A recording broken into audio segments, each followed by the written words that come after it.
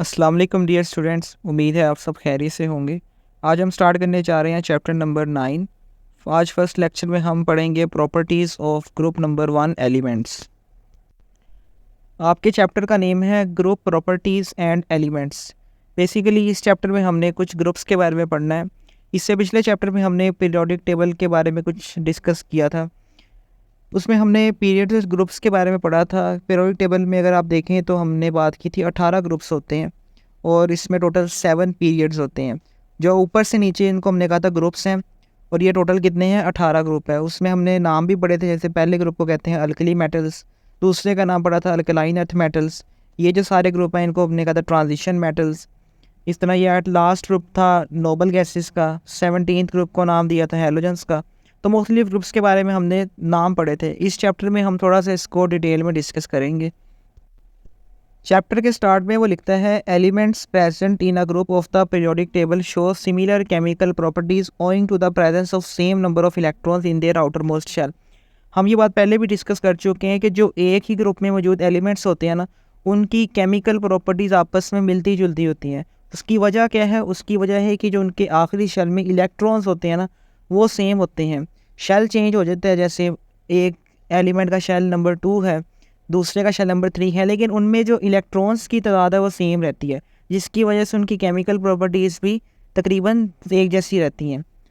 However, a small variation in the chemical properties of element is expected because the atomic size increase down the group। लेकिन थोड़ा सा फ़र्क आता है। Mostly chemical properties एक जैसी रहती हैं, लेकिन कुछ में चेंज आ जाता है। और वो चेंज आता क्यों है? क्योंकि जब हम ग्रुप में टॉप से बॉटम की तरफ मूव करते हैं तो एटम का साइज़ बढ़ता है, इस वजह से उसकी कुछ प्रॉपर्टीज़ में चेंज आ जाता है। Properties of group number 1 elements. आज फर्स्ट टॉपिक में हमने ग्रुप नंबर 1 है उसके एलिमेंट्स की कुछ प्रॉपर्टीज़ डिस्कस करनी है।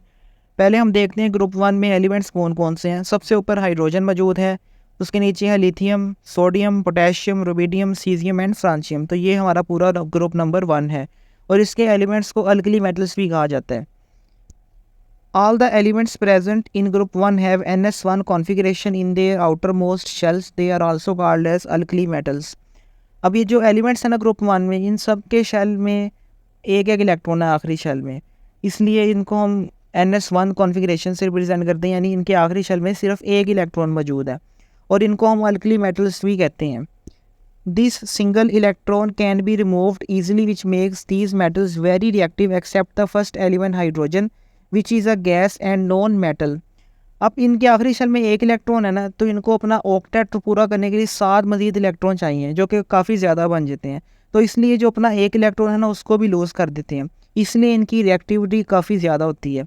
लेकिन इसमें एक एक्सेप्शन है, वो हाइड्रोजन की। हाइड्रोजन जो है वो मेटल नहीं होता और वो हाइड्रोजन आमतौर पर गैस होती है। तो हाइड्रोजन की प्रॉपर्टीज़ बाकी अल्कली मेटल से काफ़ी चेंज होती हैं।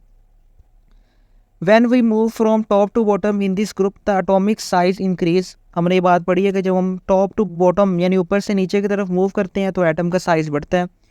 Owing to this, it becomes easier for the elements to lose electrons down the group, which is reflected in the increased reactivities of the lower members of the group। और जब atom का size बढ़ेगा ना, तो atom में जो nucleus है और जो इलेक्ट्रॉन है उनके दरमियान फासला भी बढ़ जाएगा, यानी इलेक्ट्रॉन्स न्यूक्लियस से दूर चले जाएंगे, जिसकी वजह से इलेक्ट्रॉन का एटम से बाहर निकलना आसान हो जाएगा। और जितनी आसानी से एटम निकल सकता है उसी से रिएक्टिविटी बढ़ जाती है।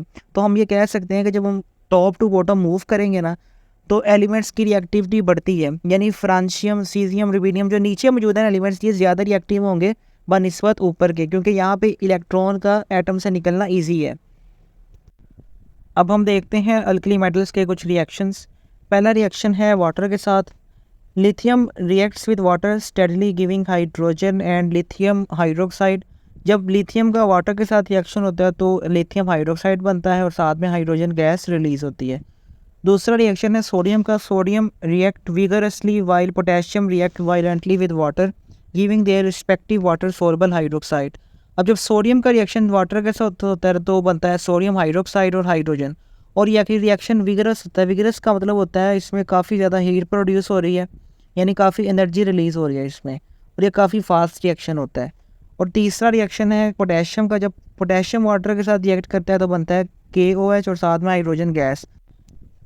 दूसरा रिएक्शन है reaction with chlorine. Similarly, reaction of these metals with chlorine becomes very vigorous as we go down this group. अब क्लोरीन के साथ भी रिएक्शन करता है, काफ़ी ज़्यादा स्ट्रॉन्ग होते हैं, यानी काफ़ी ज़्यादा उसमें एनर्जी या हीट रिलीज़ होती है। लिथियम का देखें, अगर वो क्लोरीन से रिएक्ट कर रहा है तो बन रहा है LiCl यानी लिथियम क्लोराइड, और इसमें काफ़ी हीट प्रोड्यूस हो रही है। दूसरा रिएक्शन है सोडियम का। सोडियम भी क्लोरीन गैस के साथ रिएक्शन कर रहा है और बना रहा है सोडियम क्लोराइड, और ये भी विगरस रिएक्शन है, यानी इसमें काफ़ी ज़्यादा एनर्जी रिलीज़ होगी। और तीसरा रिएक्शन है पोटेशियम का। क्लोरीन के साथ रिएक्शन करके बना रहा है पोटेशियम क्लोराइड। अब ये वायलेंट है, यानी इसमें एक धमाके की तरह रिएक्शन होगा, काफ़ी ज़्यादा अमाउंट में हीट रिलीज़ होगी। फिर उसने पूछा है कि आप ऑक्सीजन के साथ भी इनके रिएक्शंस दें, तो जब लिथियम ऑक्सीजन के साथ रिएक्शन देगा तो लिथियम ऑक्साइड Li2O बनाएगा, सोडियम के साथ रिएक्शन करके ये Na2O बनाएगा, और पोटेशियम के साथ रिएक्शन करके ये K2O बनाएगा। अब हम देखते हैं कि ये जो अल्कली मेटल्स हैं, इनके मेल्टिंग पॉइंट्स में क्या चेंज आता है। अगर हम ग्रुप में मूव करें टॉप टू बॉटम, तो इनके मेल्टिंग पॉइंट्स में क्या चेंज आता है वो हम डिस्कस करते हैं। Variation of melting points. Increase in the atomic size down the first group also weakens the inter-atomic attraction of the atomic metals। कहता है जब हम ग्रुप में टॉप टू बॉटम मूव करते हैं ना, तो एटम का साइज़ बढ़ता है।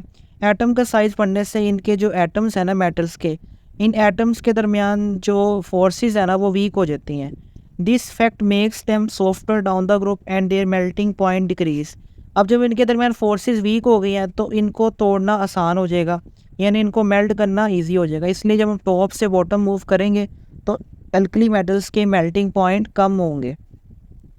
अगर आप इस टेबल में देखें तो ये लिथियम सबसे ऊपर है, इसका मेल्टिंग पॉइंट है 180, सोडियम का 98, पोटेशियम 64, रुबिडियम 39 और सीजियम 28।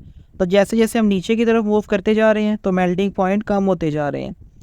दूसरे नंबर पे है वेरिएशन ऑफ डेंसिटी। इनकी जो डेंसिटीज है उनमें क्या चेंज आता है।